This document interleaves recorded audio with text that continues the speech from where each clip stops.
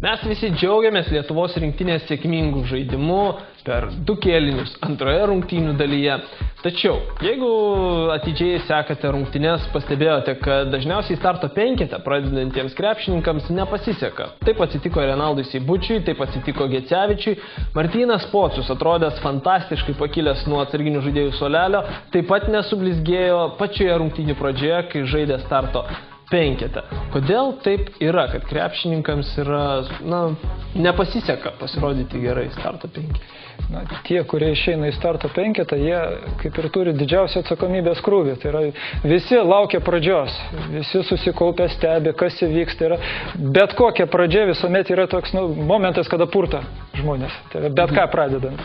Varžybų pradžia tai irgi lygiai toks pat momentas, kada yra daugiausia streso, daugiausia įtampas, daugiausia baimės ir labiausiai purta žmogų. Todėl bet kokiu atveju tai prislegia. Bet kokiu atveju tas, kuris šiek tiek ant suolo pasėdė, jisai turi laiką įsivažiuoti, jis mato, kas vyksta, jisai jau mato varžovus, jisai mato procesus, kurie vyksta. Ir jis jau kažkaip pasiruošęs išeina. Starto penkete žmogus išeina visiškai nežinomybė. Kas bus? Kaip prasidės? Kaip priešininkai elgsis? Didžiulis stresas. Tai prislegia. Viena komanda, kuri dabar jau aišku tai, kad jei laimėtų pasaulio čempionatą, visi ją pasmerktų, išskyrus galbūt pačius graikus. Graikai tikėjosi išvengti ispanų, vėlgi patys graikai sako, mes specialiai nepralaimėjome rusams, norėdami išvengti ispanų. Galiausiai viskas atsitiko taip, kad graikam ispanų išvengti nepavyko, net ir pralaimėjus rusams, ir šiandien kaip tik dabar sustinka Graikija ir Ispanija. Graikai patys sako, mes specialiai nepralaimėjome, bet patys graikai žiniasklaida visi rašo apie tai, kad tai yra gėda, sporto gėda.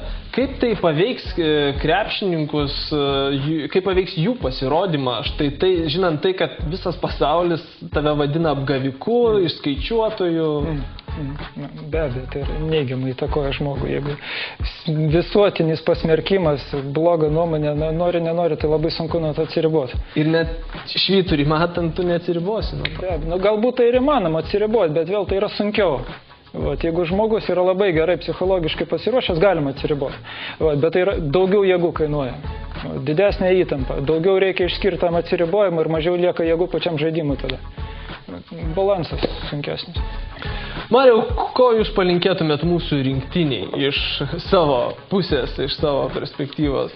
Tai aš palinkėčiau geros motivacijos ir tą motivaciją įvykdyti, realizuoti save, realizuoti savo tikslus ir pasiekti tai, ką jie turi pasiekti. Ir kaip supratau, atsiriboti nuo to išorinio pasaulio matant tikslą. Absoliučiai. Bent jau krepšinio čempionatą. Baigsis čempionatas, tada gali daryti, ką nori. Bet dabartinis momentas yra finišo tiesioji. Finišo tiesioji negalima žvalgytis iš šalies. Finišo tiesioji reikia matyti finišą ir daugiau nieko. Ačiū Jums, kad atvyko šiandien pas mus į studiją. Mes dar susitiksime po trumpos reklamos pertraukėlės. Likite su Sport 1.